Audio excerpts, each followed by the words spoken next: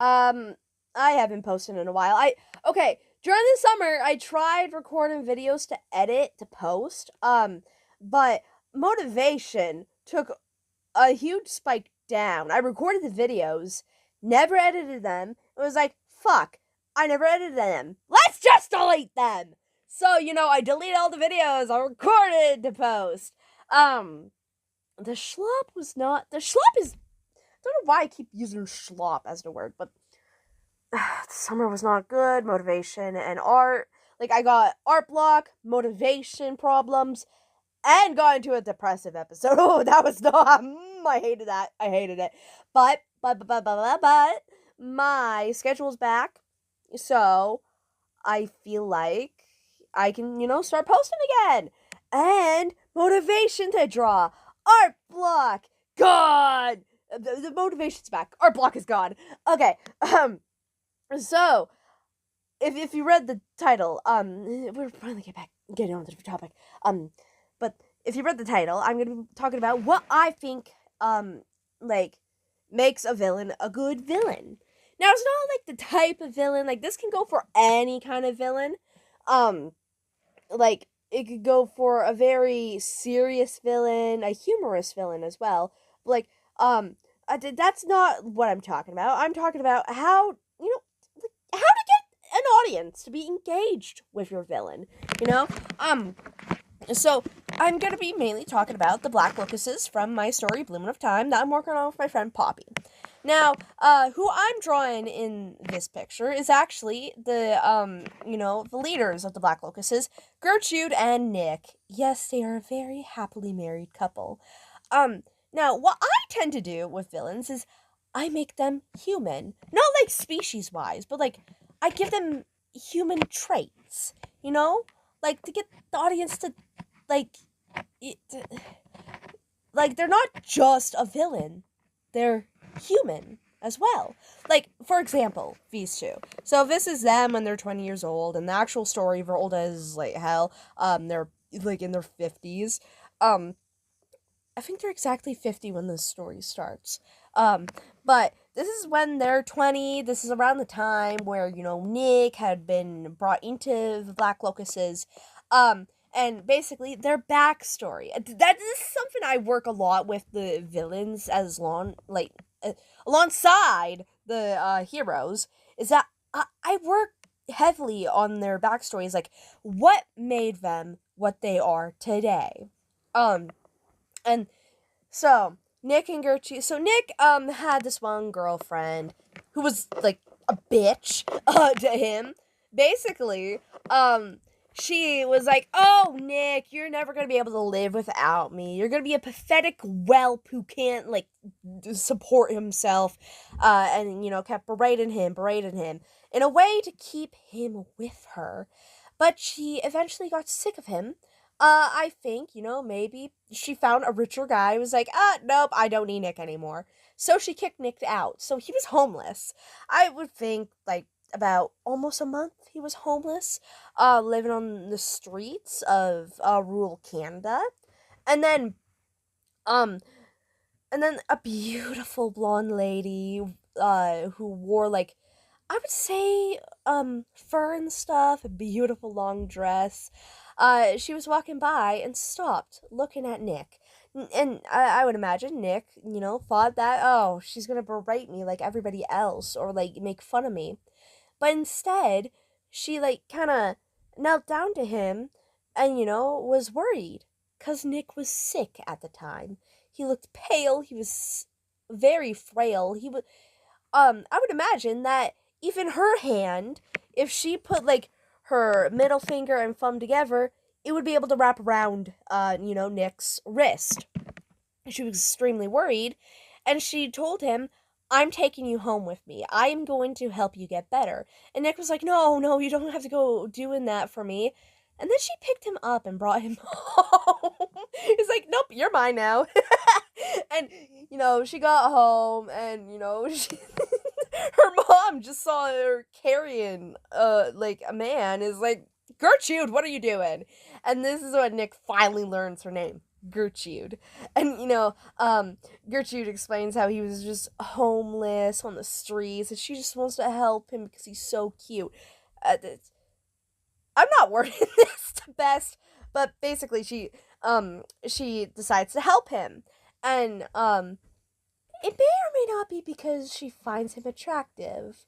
And she wants a boyfriend. So, they let Nick live with them. They have Nick join the Black Locusts as a butler. That's, he's training basically to see if he's loyal or not. A butler position. I'm still working on that. But time passes. Nick falls in love with Gertrude. Gertrude falls deeply in love with Nick, but they're too nervous to mention anything. And Gertrude ends up adopting 2 kids. And because Nick is a butler, and this would be around the early 1900s, like before 1910. I'm pretty sure, now correct me if I'm wrong, historians, but I'm pretty sure back in that day, or that was more of a Victorian era, but to be fair, like a lot of people who lived in that household were from the Victorian era, when they had the butlers take care of the kid instead of the mothers himself. So, Nick was tasked with helping take care of the kids. So, heck, when Gertrude adopted her eldest daughter, she, brought the kids inside, and Nick's first reaction was to take the baby from Gertrude and go take care of him. And Gertrude's infertile. I don't think that will be mentioned in the story, but she's infertile. She can't have her own kids. That's why she adopts her kids instead. And she treats the kids like they're her own blood because, in her eyes, they're her own blood, even though she's not the one who gave birth to them. Anyways, and so, they're living in the same house, butler and boss, and then, the daughter, Val, just keeps, telling them to kiss already, because she can already tell they're madly in love with each other, and they do end up starting to date, and then they marry, and then, when Belle is 16, so that would be about 9 years later, they move to London, England, to, work in the other Black Locust building, but, I work so much on that past. There's still stuff I need to work on. And with other villains, I work so much on their pasts as well. When you look into them, you might start to sympathize with them. You might start to understand them. It doesn't excuse their actions, but it makes you get to know the villain better, to like the villain better. You understand them. That's what I love when people do with their villains. That's how I feel like a lot of villains probably should be written. Give them attributes that might make you like them, might make you feel conflicted about them, even. Like, my brain has just suffered. Another example with another villain of mine. Let's talk about the baby. The baby that I talked about, Kevin. Now, Gertrude had killed Kevin's parents. Technically, Kevin was kidnapped, not adopted. This is a flaw about Gertrude. She kidnapped Kevin. Kevin grew up on the Black Locusts and grew up around all that stuff. I would say about when he was 15, 16, he finally got into the operations. But he didn't like it.